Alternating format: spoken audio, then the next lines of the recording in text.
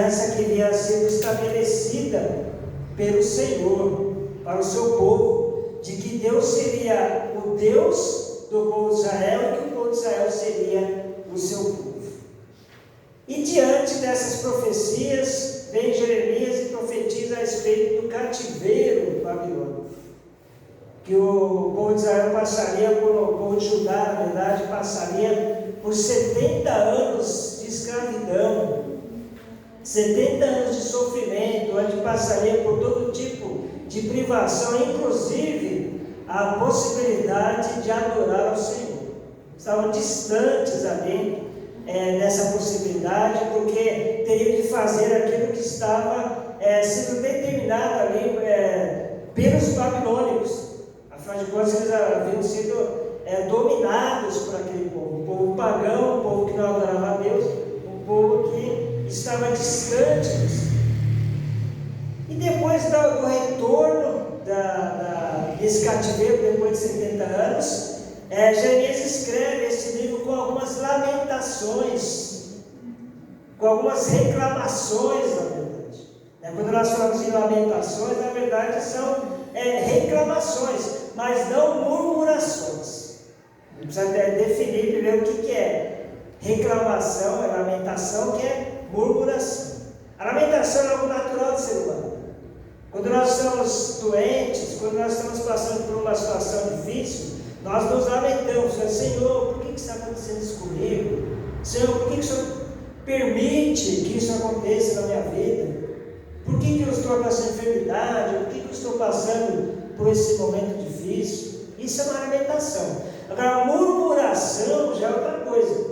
Murmuração é quando nós resmungamos perante Deus.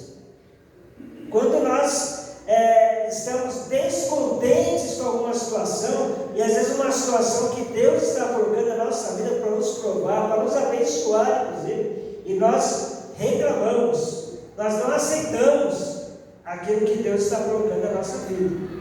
E a lamentação era algo bem comum ali do povo de Israel. Inclusive, se nós pegarmos os Salmos, grande parte dos Salmos são lamentações.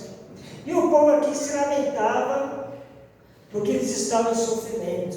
Mas a palavra do Senhor que tinha vindo a alguns profetas, inclusive a Isaías, que nós lemos no começo do culto, falando sobre a predição da vinda do Messias, era algo que era uma palavra boa. Então vai vir alguém que vai restaurar a sorte de Israel. Vai vir alguém, vai vir o próprio Deus encarnado entre vocês, que vai trazer alegria, que vai trazer a paz, que vai trazer a libertação. Mas muitos do povo de Israel, o povo de Judá, o povo de Deus, achavam que era uma libertação política, que era a libertação dos romanos. A gente chega no Novo Testamento, o povo está esperando o Messias, mas o Messias para libertar daquela opressão política e social que eles estavam enfrentando.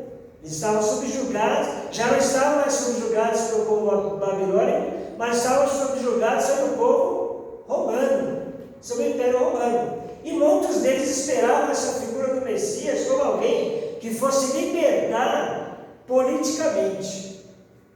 Mas não era isso que Deus tinha predito. Não era isso que os profetas estavam falando. Era alguém que ia libertá-los totalmente dos seus pecados. Era alguém que ia realmente dar cumprimento à aliança que foi feita com Davi, de que o reinado seria um reinado eterno, que viria um rei, que esse rei seria eterno, e esse rei viria da descendência de Davi. Quem que era esse rei? Jesus, da descendência de Davi. Esta era a promessa de Deus. Mas aí voltando aqui, o povo se lamentando da sua situação, da sua condição. Aí Jeremias, na sua sabedoria, na sua sabedoria que vinha de Deus, no seu discernimento, Deus falando ao seu coração, ele traz à memória algo que lhe dá esperança. Ele está subjugado, Muitas vezes, meus irmãos, a gente precisa voltar um pouquinho atrás, no passado, para lembrar que há esperança. Que há esperança. Aqui no caso, Jeremias, ele volta ao passado. Ele retorna à sua memória anterior, lembrando das predições que haviam sido feitas com relação ao Messias. Aqui ele estava sofrendo, estava se lamentando aqui, né, da aflição que eles estavam passando, por causa das cidades que haviam sido destruídas, os muros que haviam sido derrubados, mas aí traz a recordação anterior. Ele diz assim: quero trazer à memória o que pode me dar esperança. Ele volta atrás e lembra que as predições que tinham sido dadas a respeito de Jesus era algo que eles podiam ter esperança, porque Deus estaria ali restabelecendo a sua aliança com eles. Deus não havia esquecido deles, Deus não havia deixado de lado o seu povo. E nós estamos vivendo, meus irmãos, momentos difíceis no nosso mundo. O nosso mundo, ele vai, se nós formos analisar, ele vai ladeira abaixo. Cada dia é uma novidade, cada dia é uma situação. Nós estamos sujeitos a todo tipo de situação contrária. Enfermidades, falência, quem tem negócio, desemprego, doenças, as mais terríveis, inclusive. Estamos sujeitos a tudo, mas nós sabemos que há algo que sempre nos dá esperança, quando nós lembramos de Jesus, quando nós lembramos que Jesus nasceu, que Jesus veio em carne, e Ele passou por tudo que nós passamos. Jesus, Ele sofreu aqui, mas Ele sofreu tudo que nós sofremos no dia a dia. Lá em Hebreus diz que Ele é o único que pode se compadecer de nós, porque Ele passou por todas essas etapas que nós passamos. Ele foi afrontado, bateram nele, cuspiram nele, xingaram ele, humilharam ele. Imagina, a gente para pensar assim, o Filho de Deus sendo humilhado. Por que Deus permitiu que o seu filho fosse humilhado? Por que Deus permitiu que aqueles homens, quando Jesus passava ali com a cruz, batessem nele da forma como batiam? A gente pensa, às vezes, dá a impressão que Deus é um Deus que não olha para essas coisas. Mas Ele veio justamente para ver o que nós passamos. Jesus veio em carne para sentir o que nós sentimos. Ele abriu mão da sua divindade, de alguns dos seus atributos. Deus deu os atributos dele, ninguém tira esses atributos dele. Mas Jesus, vindo em carne, ele abriu mão de alguns dos seus atributos para que ele fosse homem. Ele sofresse na carne aquilo que nós sofremos. E quando nós pensamos na nossa vida dessa forma, nós temos que voltar atrás, voltar um pouquinho no passado e saber que há esperança.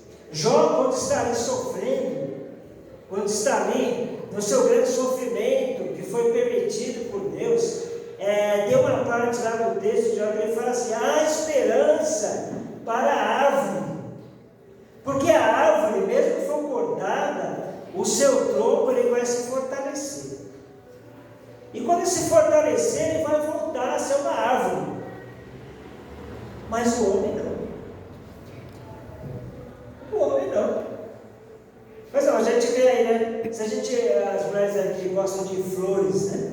Vai lá dar uma podada lá na rosa, corta lá os galinhos da rosa e tal.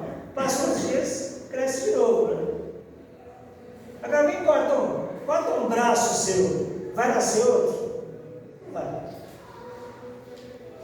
Se você vier a falecer, não vai voltar. Deve ter uma árvore. Mas a esperança, meus irmãos, a esperança ela vem de Jesus. Quando nós pensamos que Jesus abriu mão da sua dignidade, veio até nós, sofrer por nós, aí nós aprendemos o que é esperança. E nós temos que trazer na memória sempre isso. O Natal, ele tem que acontecer na nossa vida, não é só 25 de dezembro, não. É todos os dias. Todos os dias da nossa vida, Jesus tem que nascer nos nossos corações, sabia disso? Ah, vou esperar o Natal, porque a gente fala do espírito de Natal. Ah, esse mês agora, em dezembro, nós estamos com o espírito de Natal, tudo fica melhor, tudo fica bonzinho, tudo fica amoroso. Não, o espírito de Natal é todos os dias. Jesus nasce nos nossos corações todos os dias. E a única coisa que pode nos dar esperança é isso, saber que todos os dias Deus se faz presente na nossa vida. Ele renasce nos nossos corações, renasce no nosso espírito. Mas a palavra de Deus diz que quando Jesus veio em carne, ele não foi aceito nem na estrebaria. As pessoas não aceitaram ele. Jesus estava para nascer ali, Maria grávida, desesperada ali, andando por todos os lados, e não havia lugar para ele na estrebaria. As pessoas não sabiam que ali era o rei do universo, que estava se achegando, que estava nascendo, e não havia lugar para ele. Logo antes de nascer, Jesus já foi rejeitado ali pelo povo. Imagina só o Filho de Deus sendo rejeitado antes de nascer. Antes de nascer, o Filho de Deus sendo rejeitado. Mas aí nós pensamos assim, mas isso foi naquela época. Hoje em dia a gente aceita, não tem mais esse negócio. Muitas vezes, meus irmãos, nós rejeitamos esse Jesus. Muitas vezes nós não temos espaço para Jesus na nossa vida. Naquela época eles não tinham espaço para Jesus na estrebaria, ali na hospedaria. Tanto que ele nasceu numa manjedoura, nasceu num lugar ali completamente fora de contexto. Imagina o seu filho nascendo ali no meio de um monte de vaca, de bode. É humilhante, não é? É humilhante. Mas o Filho de Deus, ele nasceu dessa forma, humilde, desde já. Mas muitas vezes nós não temos lugar para Deus na nossa vida. Muitas vezes nós estamos fazendo da mesma forma que aquelas pessoas da estrebaria, estamos negando espaço para Jesus, mas não é na nossa hospedaria, não é na nossa vida mesmo. Dentro dos nossos corações, das nossas almas. Mas o profeta, ele continua: as misericórdias do Senhor são a causa de não sermos consumidos. Porque as suas misericórdias não têm fim, renovam-se a cada manhã. Sabe o que está falando isso aqui? Porque nós não somos merecedores de nada. Se dependesse daquilo que nós fazemos para Deus e por Deus, talvez nós nem estaremos salvos. Porque muitas vezes nós mais abandonamos a Deus na nossa vida do que renovamos o pacto com Ele. Mas Ele renova as suas misericórdias. Sabe o que é misericórdia? A gente sabe o que é graça. Graça é um favor imerecido. Nós não merecemos, mas Deus nos dá. A gente não merecia a salvação, mas Deus, pela sua graça, Ele nos dá. E misericórdia? Misericórdia é nós não recebemos aquilo que merecemos. É o contrário da graça. A graça nós recebemos aquilo que nós não merecemos. A misericórdia é Deus não punir a nós do jeito que nós merecemos. É misericórdia. Deus é tão amoroso por nós que Ele tem misericórdia. A sua misericórdia se renova a cada manhã, a cada dia. Eu tenho certeza que no dia que Jesus nasceu, para aqueles que estavam esperando, aqueles que criam que Jesus era o Filho de Deus, que eram poucos. Mas João diz que ele veio para os seus não receberam. Então eram poucos ali que realmente criam que Jesus, o Filho de Deus, estava vindo em carne, e que aquele Jesus ele vinha para restaurar a sorte, mas não no sentido material, no sentido nada, no sentido espiritual mesmo, restaurando a sorte do seu povo. Eu tenho certeza que essas pessoas, elas ficaram maravilhadas, tanto que a estrela indicava ali o caminho, até Herodes, ele ficou maravilhado, e ele ficou tão maravilhado que ele ficou com medo, e pediu para os pastores avisarem onde estava Jesus. Para quê? Para que ele fosse lá e mandasse matar, porque ele sabia que aquele menino que estava ali naquela manjedoura era o rei de tudo. Então ele pensou assim: eu Herodes, eu sou o rei aqui da Judéia, governo tudo, tal. Então nasceu aí um sujeitinho ali no meio do nada, ali numa manjedoura, e vai tomar o meu lugar. E ele sabia que aquele era o Messias prometido, tanto é que ele tenta matá-lo, e não consegue, né?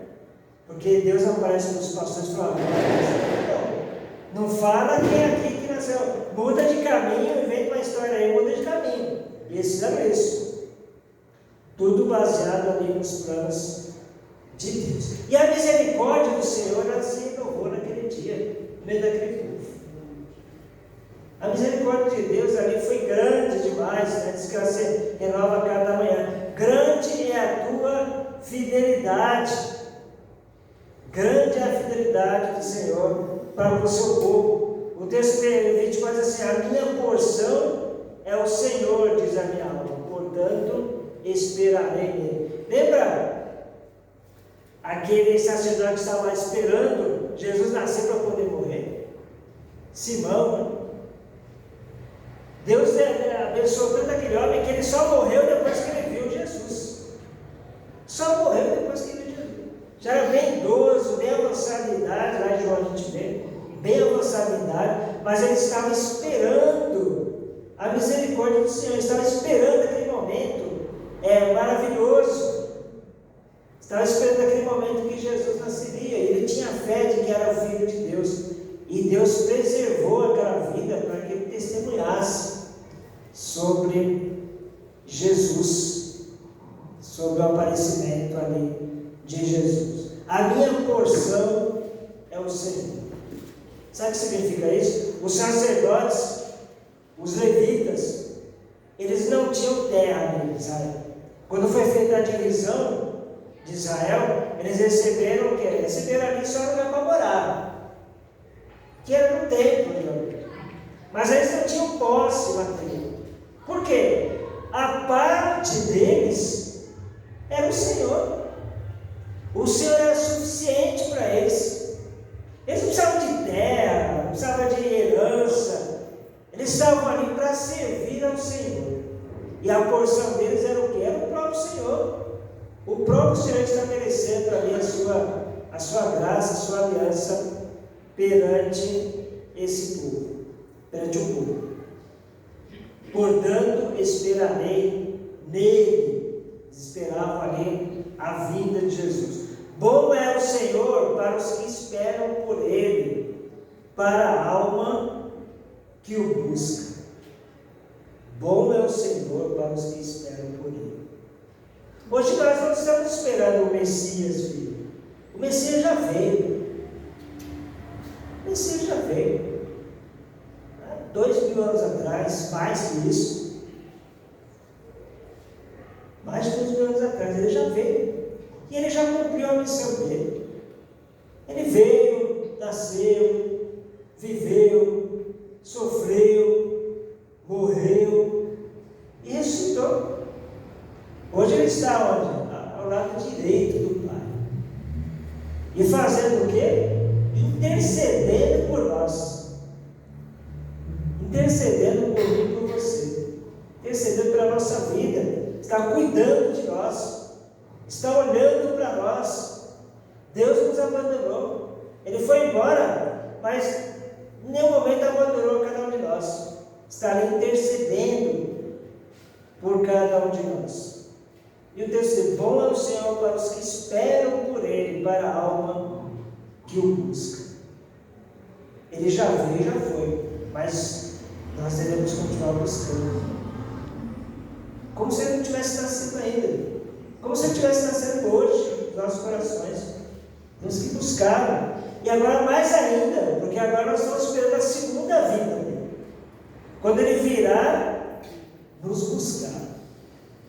No primeiro momento Ele veio nos salvar. Agora Ele veio nos buscar. E Ele vai vir buscar aqueles que o receberam. Veio para os que eram seus, mas os seus não receberam. Mas aqueles que o receberam, deu-lhes o poder de serem chamados filhos de Deus. Filhos de Deus. Não são amigos, simplesmente. Não são colegas. Filhos de Deus. Deus nos considera como filhos. E nós temos herança. A herança de Cristo nós vamos repartir também. A herança que Deus prometeu a Jesus Cristo, nós vamos repartir. Nós somos filhos dele, somos herdeiros da promessa de Jesus Cristo. Então a busca pelo Senhor é constante. A busca por Deus é todos os dias, todos os momentos. Jesus tem que nascer nos nossos corações todos os dias. Nós temos que ter a esperança que o povo tinha da vinda de Cristo, nós temos que ter da mesma forma, mas agora da segunda vinda de Cristo. E é isso que nos mantém esperançosos, isso que nos mantém vivos, alegres, porque as lutas virão, as lutas continuam. Nenhum de nós vai falar assim: o ano de 2023 vai ser o melhor ano da minha vida. Vai ser só bênção, vai ser só alegria, eu vou desfrutar de tudo que é de bom. E se não acontecer? A gente vê aí, muitas igrejas declarando que o ano novo vai ser só bênção, só maravilha, não sei o que, vou ter isso aqui, vou ter aquilo outro, vou ter uma casa nova, Aí chega no ano seguinte, o que acontece com a gente? A gente fica doente, a gente bate o carro. Eu estava numa fase ultimamente, mas que cada semana alguém dava uma batida no meu carro. Eu tive aquele acidente lá que os irmãos lembram, né? Que acabei atropelando um ciclista embriagado lá, e só a misericórdia de Deus mesmo que não aconteceu nada sério com ele. Mas de lá para cá, toda semana alguém vinha e batia no meu carro, dá uma arranhada, aí vem um motoqueiro, arrancou meu para-choque, aí vem outro atrás e bateu também. Eu falei: Jesus, o que é isso?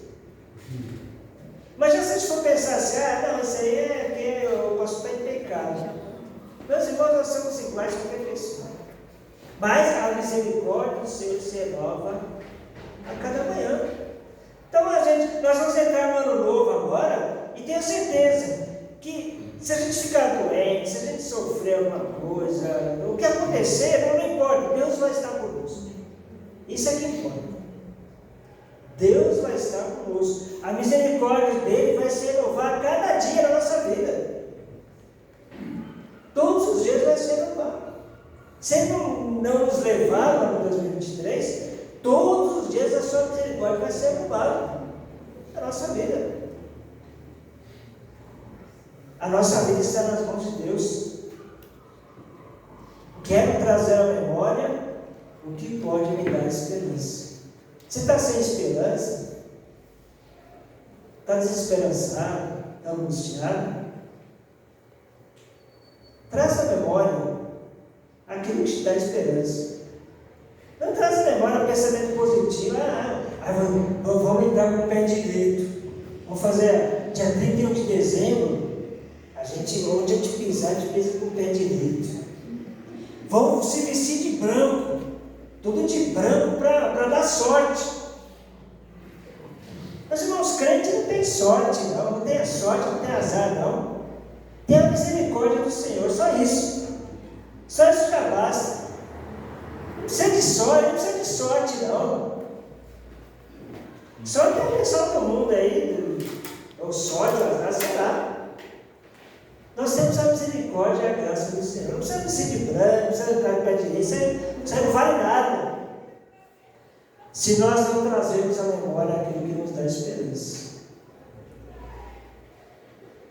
Se você está desesperançado, o que vai te dar esperança é Jesus. Não é o seu emprego novo, não é a sua casa nova, não é a sua roupa nova, tudo bonito. Chega no final do ano, né? Pelo menos uma vez no ano, né? A gente fica bonito de roupa nova. Pelo menos uma vez por ano, nós temos um sapato novo, uma camisa nova.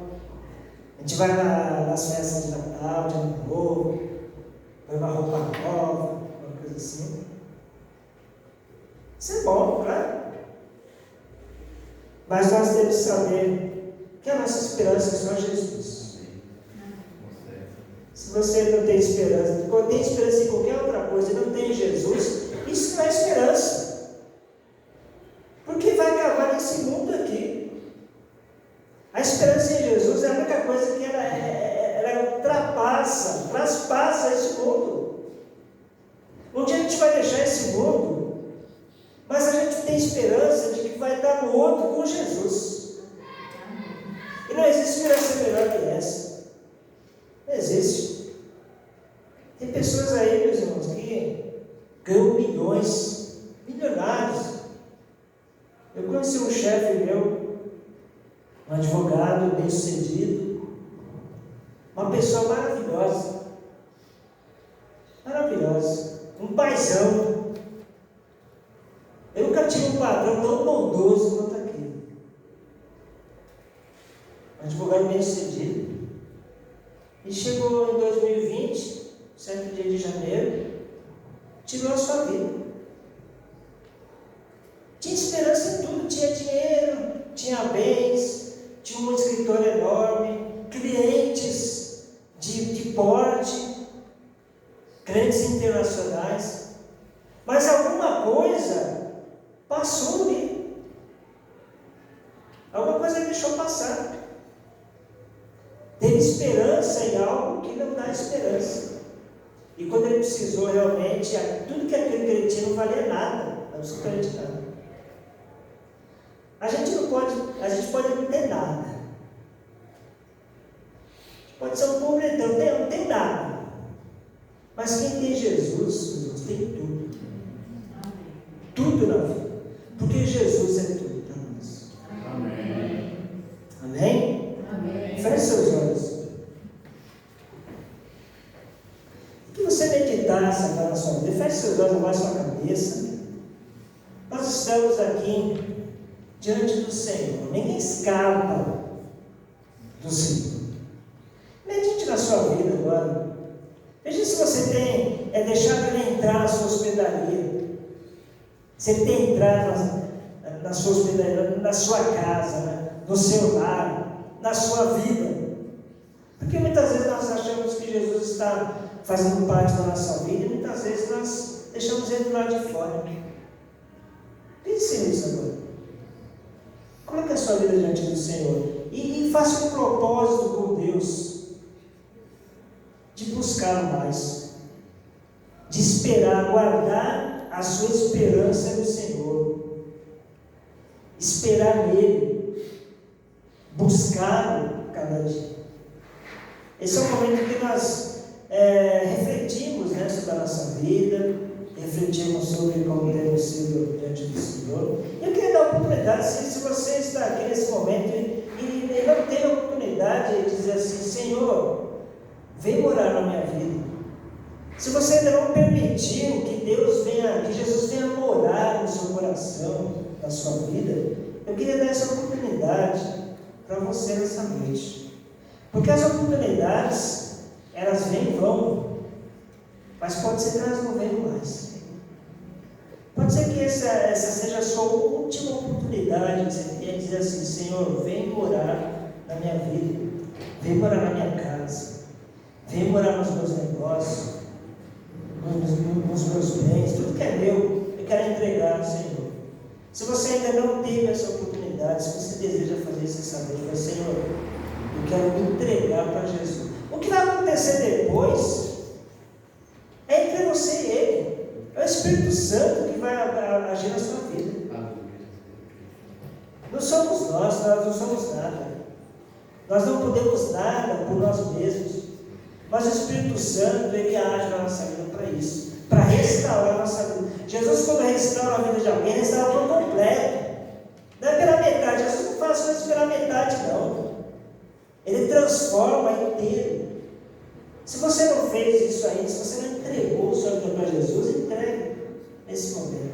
Eu queria dar a oportunidade para você. E se você tem esse desejo, em nome de Jesus, de entregar sua vida para Ele, levante sua mão. Eu quero orar por você. Se você ainda não entregou a sua vida para Jesus, verdadeiramente, e deseja fazer nessa noite, esse é o momento. Não deixe para amanhã. Amanhã é outro dia. Amanhã a gente não sabe o que vai acontecer com a gente. Veio para os seus, que eram os seus, mas os seus não receberam. Mas aqueles que receberam, deu-lhes o poder de serem feitos filhos de Deus. Se você ainda não teve essa oportunidade de desejar fazer nesse momento, essa é a hora. Levante sua mão para que a gente possa orar por você. Senão nós vamos orar para que a gente possa fazer esse desafio de cada vez mais buscar o Senhor na nossa vida. Amém? Vamos orar. Eu peço que você fique de pé nesse momento.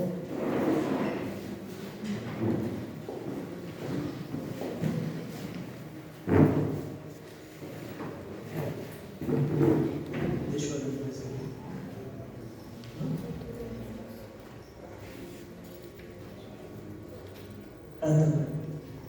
Igreja, como o pastor pediu agora para os irmãos estar de pé, estar orando, eu peço para os irmãos estar orando pela vida do Ian, que ele já passou no médico, já está tomando os medicamentos, e o médico falou que acha que foi uma cólica que ele sentiu. Então, eu peço para vocês estar colocando em oração o Ian. Amém? Vamos orar então. Senhor Deus e Pai, nós te agradecemos, Senhor, pelo teu nascimento, Senhor. Pai, como é bom saber que o Senhor veio, habitou entre nós, esteve conosco aqui no tempo, Senhor. E como foi maravilhoso, Pai. Como foi maravilhoso, Senhor, para as nossas vidas. Porque estávamos perdidos, Senhor. Não tínhamos esperanças. Mas o Senhor trouxe esperança para esse mundo, Deus. Como é bom, Senhor, saber disso. Que o Senhor nos torna filhos teus, Senhor. Herdeiros com Cristo Jesus, né? Nessa promessa. Pai, em nome de Jesus, nos dá força, Senhor, para te buscar. Que nós possamos trazer a memória, Senhor, toda vez que estivermos angustiados, toda vez que estivermos tristes, desalentados, possamos trazer à memória a esperança que vem através de Jesus Cristo na nossa vida. Obrigado, Senhor, pela salvação. Obrigado, Senhor, porque o Senhor cuida de cada um de nós. Obrigado pela transformação que o Senhor fez na vida de cada um dos seus filhos. E que nós sejamos gratos a isso, Pai, te obedecendo, cumprindo os teus mandamentos na nossa vida, sendo leais a Ti, sendo fiéis, sendo bondosos, Senhor, misericordiosos para o nosso próximo também, Senhor. Abençoa, Senhor, a Tua igreja, Senhor. Nos dá um ano maravilhoso, Senhor, um ano de paz, um ano de tranquilidade. E mesmo no meio das lutas, Senhor, que nós possamos sentir a Tua presença, Senhor, no nosso meio, Senhor. Porque o Senhor é a nossa esperança e não há outra esperança em nós. Pai, clamamos agora novamente pela vida do Ian. Que o Senhor esteja ali, Senhor, poderosamente agindo, Senhor. Tirando ele daquele hospital, dando saúde, dando cura. E que ele possa, Pai, ser grato a Ti, Pai, reconhecendo que isso vem de Ti, Jesus. Em nome de Jesus. Abençoa as nossas vidas. Abençoa cada um de nós. Nos perdoa, Senhor. Perdoa as nossas falhas, os nossos erros, as nossas imperfeições, a nossa falta de fé. Nos dá, Senhor, uma vida próspera diante do Senhor. Que a nossa porção seja o Senhor. Oramos agradecidos em nome de Jesus. Amém. Amém, meus irmãos. Pode se assentar novamente, nós vamos retornar aqui ao nosso louvor.